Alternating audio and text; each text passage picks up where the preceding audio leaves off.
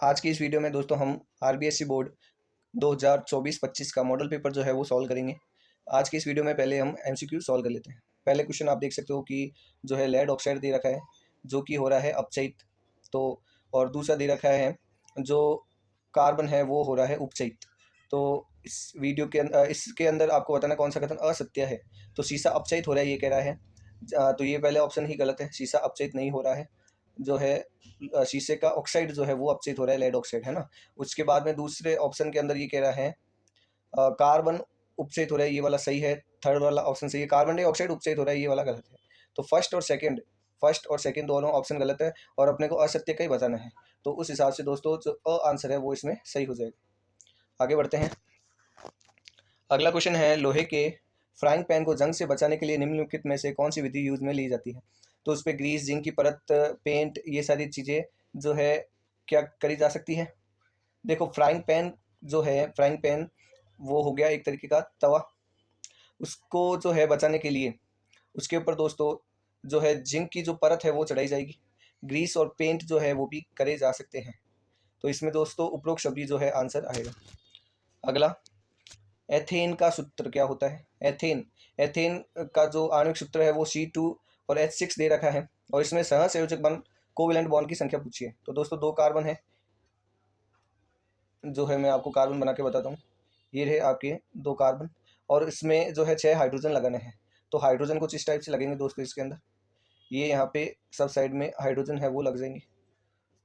तो आप देख सकते हो कि 6 तो हाइड्रोजन हो गए, ये वाले कोवेलेंट बॉन्ड और एक बीच में जो है कोवेलेंट बॉन्ड है वो, तो टोटल 7 कोवेलेंट बॉन्ड, इसमें बी आंसर जो है वो सही हो जाएगा। आगे बढ़ते हैं। ऊपर दी गई अभिक्रिया किस प्रकार की है ये कह रहा है। तो यदि ये अभिक्रिया हम देखें तो यहाँ पे जो है दोस्तों देखो, जो एल्यूमिनियम है वो आयरन की जगह ले रहा है। तो यहाँ एक तरह की जो है विस्थापन अभिक्रिया है दोस्तों, विस्थापन अभिक्रिया, डिस्प्लेसमेंट रिएक्शन। आगे देखते हैं। देखिए ये कह रहा है कि कोई विलियन अंडे के पिसे हुए कवच से अभिक्रिया करके एक गैस उत्पन्न करता है। अंडे का कवच होता है दोस्तों CaCO3, और ये कह रहा है कि ये इससे करके कोई गैस उत्पन्न करता है जो कि चूने के पानी को दूधिया कर देता है। तो इस विलियन का, तो ये आपके चैप्टर 2 से क्वेश्चन है, जो मेटल के कार्बोनेट की एसिड के साथ रिएक्शन। तो यहाँ पे इन सभी में एसिड के साथ रिएक्शन वाला क्वेश्चन ये रहा दोस्तों। यहाँ पे जो मॉडल पेपर दिया है आरबीएससी बोर्ड ने वो सारे बुक के क्वेश्चन दिए हैं, यानी कि आरबीएससी कहना चाह रही है आपको कि आप जो है बुक सॉल्व करिए। अगला क्वेश्चन, खाना बनाते समय यदि बर्तन की तली बाहर से काली हो रही है तो इसका क्या मतलब है। अगला क्वेश्चन है कि बर्तन की तली काली क्यों हो रही है। तो ये दोस्तों ईंधन यदि पूरी तरीके से नहीं जल रहा है, यदि आपके फ्यूल को ऑक्सीजन नहीं मिल रहा है तो हो रहा है ये चीज़। तो इसमें आएगा ईंधन पूरी तरह नहीं जल रहा है, वह आंसर इसमें सही है। अगला देखते हैं, पादप में जाइलम किसके लिए उत्तरदायी होता है। तो ज फॉर जाइलम, ज फॉर जाइलम और ज फॉर जल, ज फॉर जल, यानी कि जो जाइलम है वो जल का वहन करेगा। आंसर इसमें जो है वो सही होगा। आगे बढ़ते हैं। क्वेश्चन नंबर 8, निम्नलिखित में से कौन सा पादप हार्मोन है। पादप हार्मोन देखो दोस्तों, इसमें एस्ट्रोजन वो फीमेल हार्मोन होता है, थायरोक्सिन जो है वो भी थायराइड ग्रंथि द्वारा स्रावित होता है, इंसुलिन शुगर को कंट्रोल करने वाला हार्मोन होता है। तो ये जो साइटोकाइनिन है दोस्तों, द आंसर इसमें सही होगा। साइटोकाइनिन जो है कोशिका विभाजन करवाता है किसी भी पौधे के अंदर। तो ये पादप हार्मोन, इसका द आंसर सही आएगा।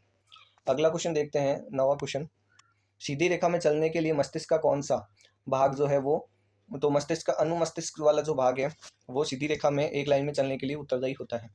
अगला क्वेश्चन बच्चों, अमीबा में जनन की विधि कौन सी होती है। तो अमीबा जो है दोस्तों एक कोशिकीय जीव है जो कि अपने आप को दो टुकड़ों में तोड़ लेता है।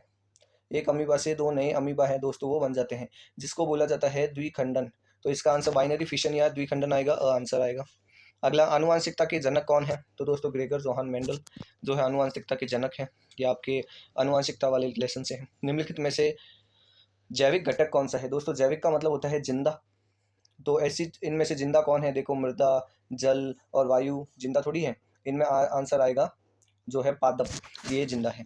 अगला, जल का अपेक्षित अपवर्तनांक कितना होता है, रिफ्रैक्टिव इंडेक्स कितना होता है। तो ये दोस्तों आपको याद रखना है, बुक में दी हुई है वैल्यू 1.33। मुझे कन्फ्यूजन है 1.33 और 1.13, आप टेबल में देख लेगा, जो प्रकाश वाला चैप्टर है लाइट वाला उसमें दे रखा होगा।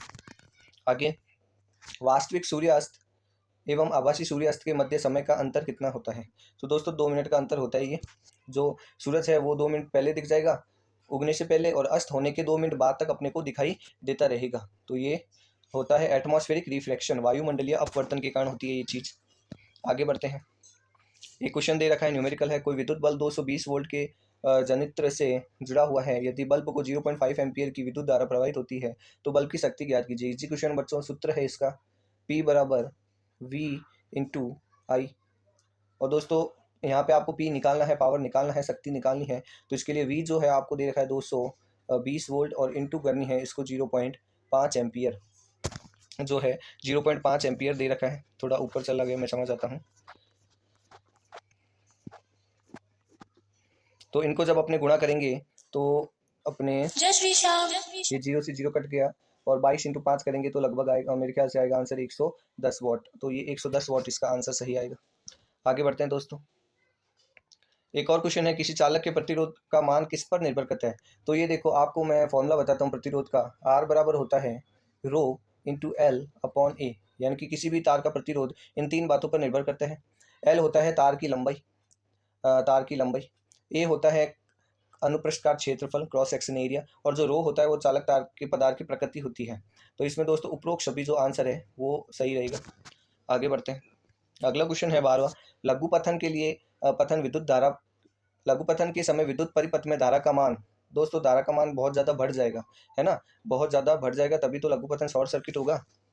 अगला क्वेश्चन, चुंबक के सजातीय ध्रुवों परस्पर, देखो सजातीय का मतलब होता है सेम पोल, जैसे NN या SS, ये एक दूसरे से दूर भागेंगे। दूर भागने का मतलब प्रतिकर्षण होगा। और सेम वाले जैसे NS और NS, ये अलग अलग वाले हैं, ये एक दूसरे के पास आएंगे। तो इसमें पूछा है सजातीय का मतलब सेम, तो सेम ये हो गए, ये एक दूसरे से दूर भागेंगे, प्रतिकर्षण होगा, इसमें वो आंसर आएगा।